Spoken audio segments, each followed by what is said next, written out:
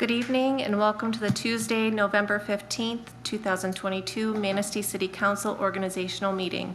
Please stand for the Pledge of Allegiance. I pledge allegiance to the flag of the United States of America and to the republic for which it stands, one nation, under God, indivisible, with liberty and justice for all.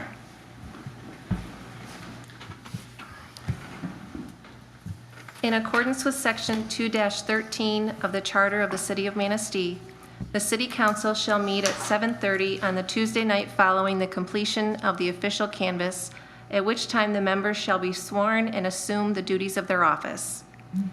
At the regular election of Tuesday, November 8th, 2022, council members were elected to seats of the Manistee City Council. Members include 1st District David Bachman, 2-year term, 3rd District Cindy Lundberg, 2-year term, 5th District Seth Pratt, 2-year term, and 7th District Aaron Martin Pontiac, 2-year term. If the four of you would please stand, I will now administer the oath.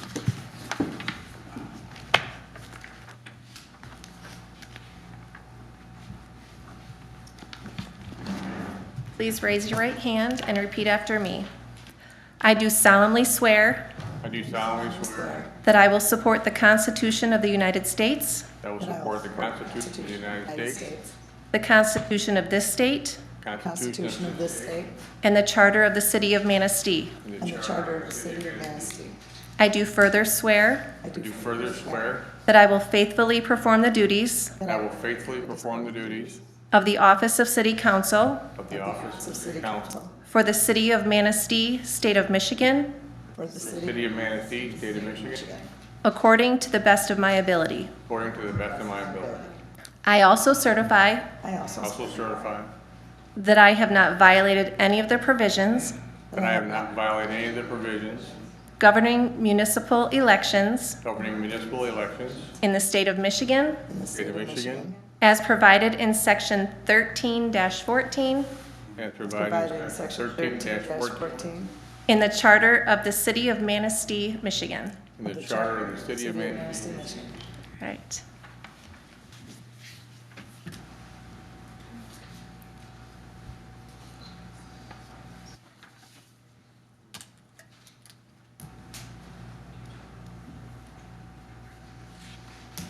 Oh boy, I'll frame that, baby.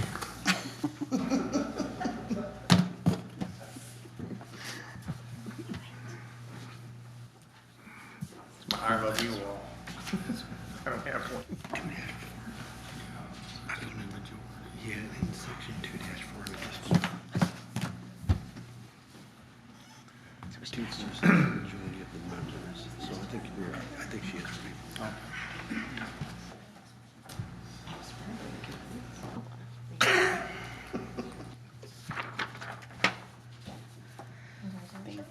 We put it on the wall next to Eric's. Should do.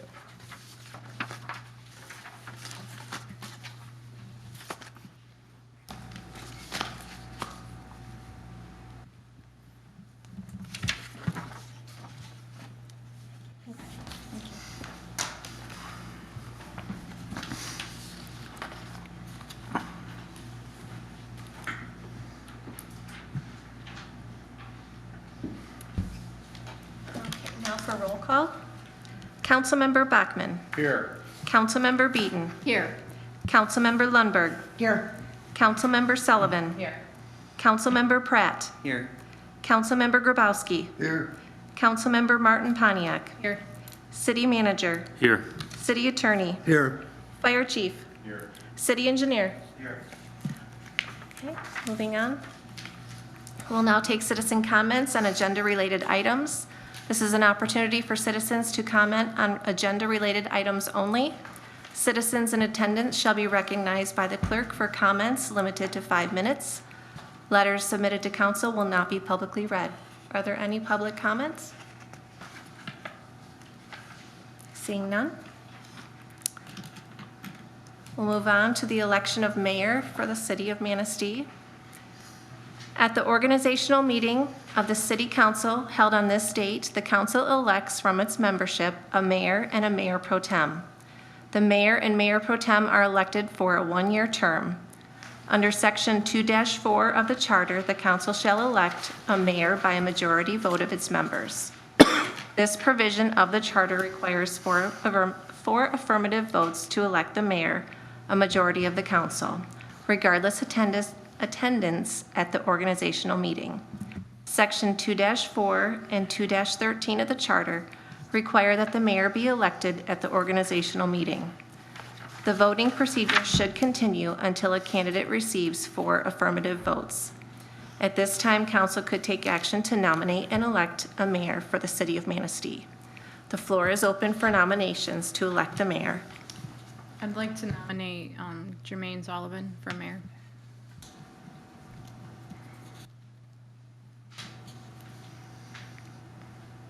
We can all make a nomination.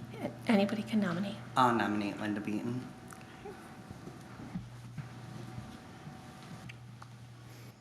Are there any other nominations?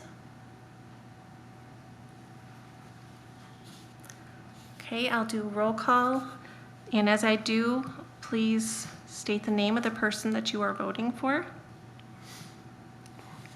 Councilmember Bachman, Sullivan, Councilmember Beaton, Beaton.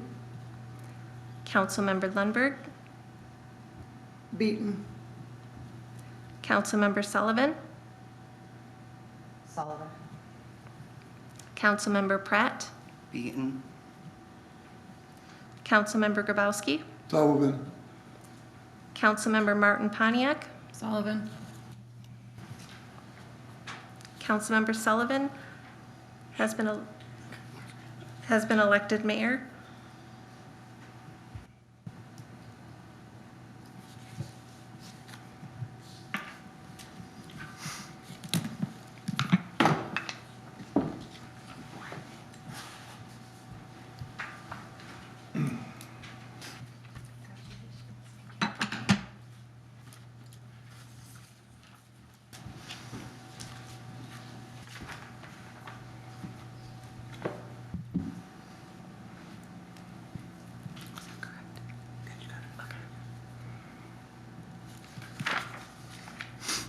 Do I gotta start now? Yep. Oh, sorry. Okay. Election of mayor pro tem for the city of Manistee. The same provisions identified in the charter for the mayor apply to the mayor pro tem. The mayor pro tem serves as a mayor in the mayor's absence. At this time, council could take action to nominate and elect a mayor pro tem for the city of Manistee. I'd like to nominate Jim Grabowski, council member for mayor pro tem. I would like to nominate Cindy Lundberg for mayor pro tem.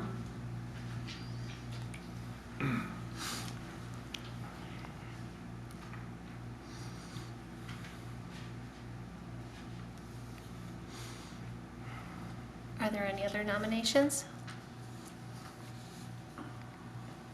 Okay, same thing, I will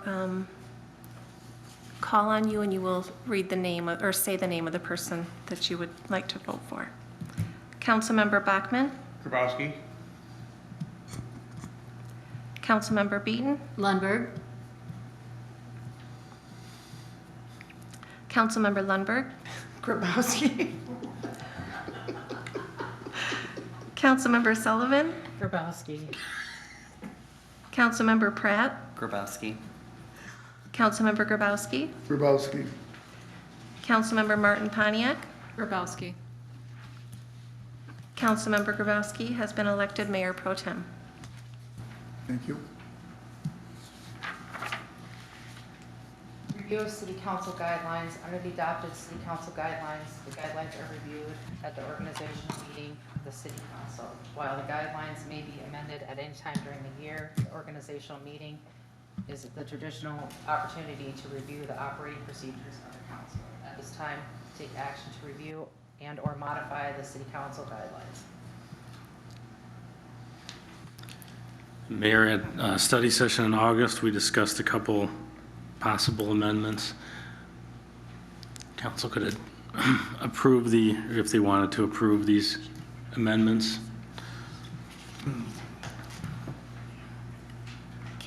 We should get a motion in a second first to review. Okay. I'll make a motion. I'll second.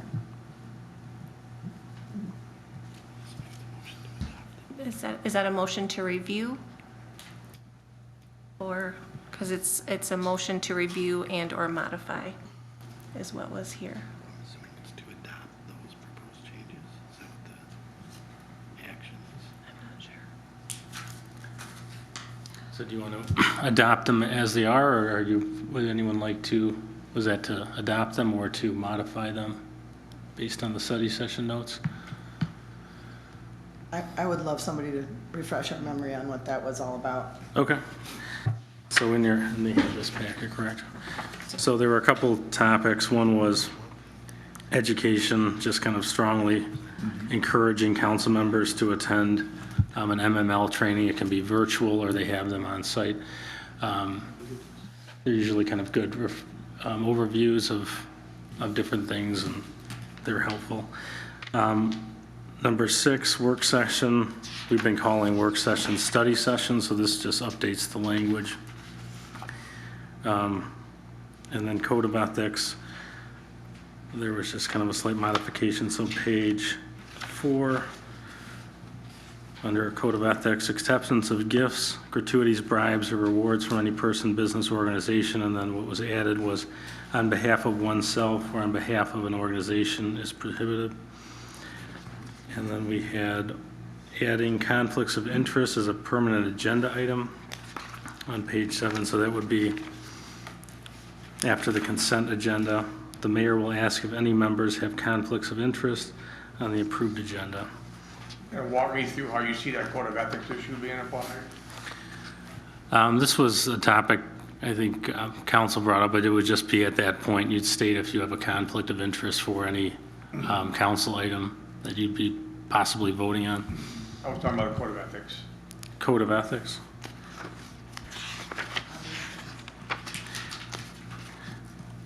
That one was, I think, well, it was taken during the meeting. This was not my suggestion, so I'm not sure which council member brought that one up. Basically, if you're a member of Rotary and on a council, you couldn't solicit auction items for the Rotary auction, or you were the weight cane people, you couldn't solicit on behalf of an organization, so you have to just only be city council and you couldn't really be a member of a service club? Is that how you would apply that? Do you have any opinion on that? This is the first time I've seen this.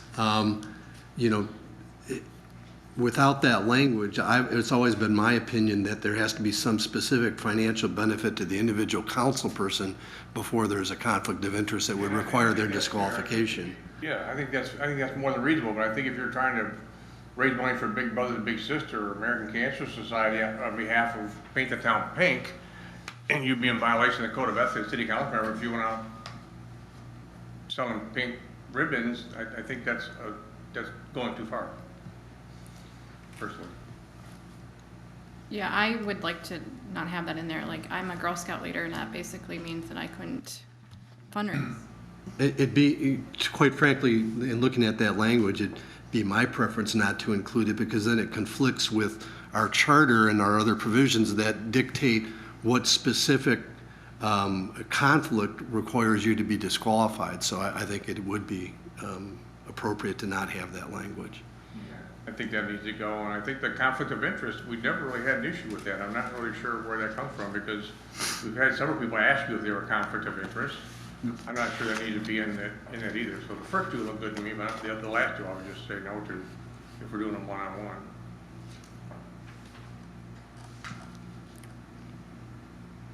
With the latter one too, and again, I'm just seeing this here, the latter one on the conflict of interest, I guess my comment would be that council needs to understand conflict of interest isn't just, like Councilmember Bachman said, you're a member of an organization that wants council approval for some parade that they're having or some sort of activity.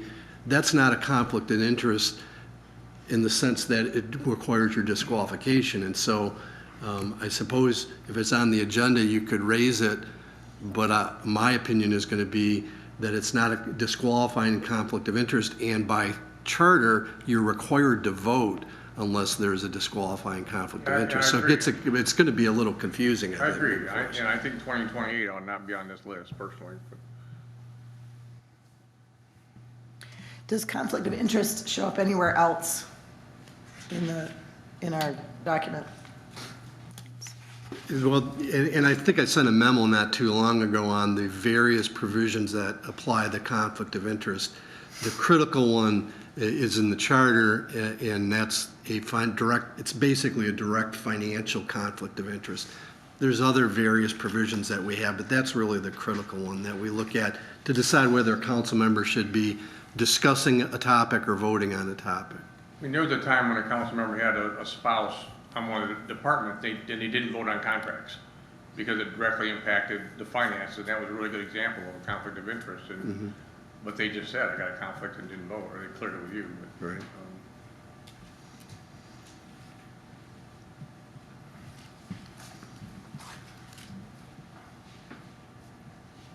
I think I agree with Mr. Bachman over here. I don't think we need 20 or 28, as long as the conflict of interest piece is still in there. The other one, I think, is just confusing, the 20, number 20.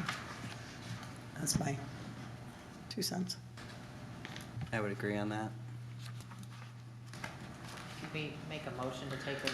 Well, I think the motion right now, Heather and I are talking about this, is to approve it as it's been presented. And so I think right now, you're going to need a motion to amend the motion, if you choose to delete 20 and 28 changes, the changes to 20 and 28, if that's council wants to do that. Because the motion that's initially been made is, I believe, to approve all 4 of those changes.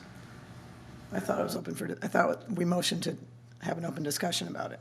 Well, So I- right now, No. this is what they Okay. have in front of them, to review and/or modify the city council guidelines.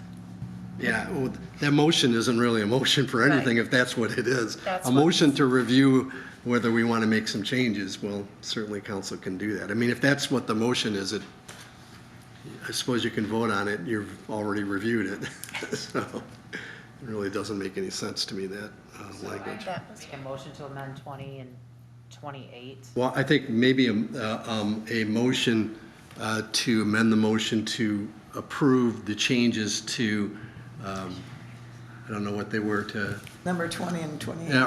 approved as presented except for sections, the changes to sections 20 and 28. I think that would work if that's the motion.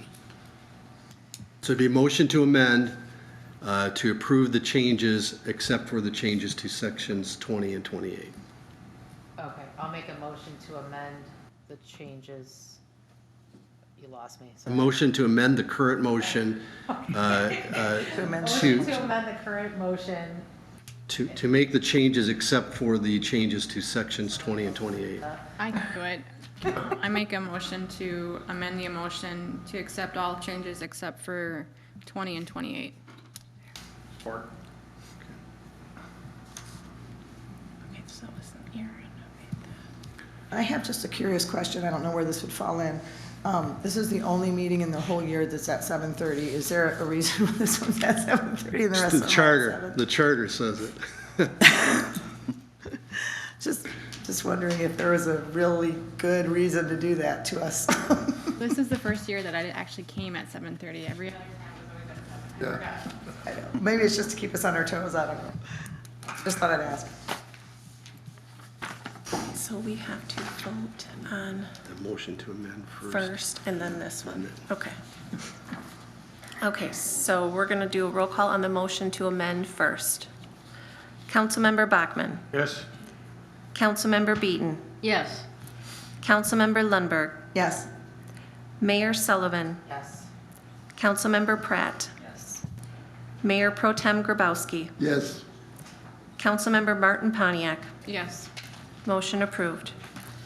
And now we'll vote on the original motion As amended. as amended.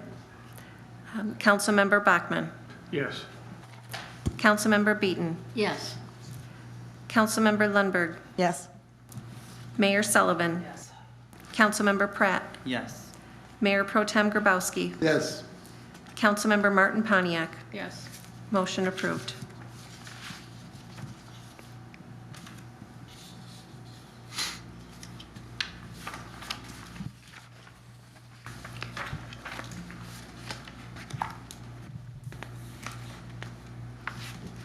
Consideration of establishing regular meetings for 2023. In ordinance with section 2-13 of the charter, the city council shall meet in a public session at least twice each month at each times, as may be prescribed by the rules. The city council guidelines reviewed during the previous agenda items indicate that regular meetings shall be held on the first and third Tuesdays of each month, beginning at 7 p.m., with study sessions conducted on the second Tuesday of each month, beginning at 7 p.m. Results in the attached schedule for the regular meetings and study sessions throughout the year 2023, with the exceptions made for known election dates and holidays. At this time, council can take action to adopt the attached schedule for regular meetings and study sessions for the year 2023.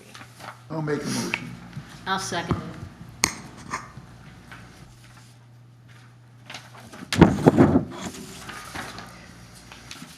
Councilmember Bachmann. Yes. Councilmember Beaton. Yes. Councilmember Lundberg. Yes. Mayor Sullivan. Yes. Councilmember Pratt. Yes. Mayor Pro Tem Grabowski. Yes. Councilmember Martin Pontiac. Motion approved. Concerns and comments, citizens' comments. This is the opportunity for citizens to comment on municipal services, activities of areas of city involvement. Citizens in attendance shall be recognized by the mayor for comments limited to 5 minutes. Letters submitted to council will not be publicly read.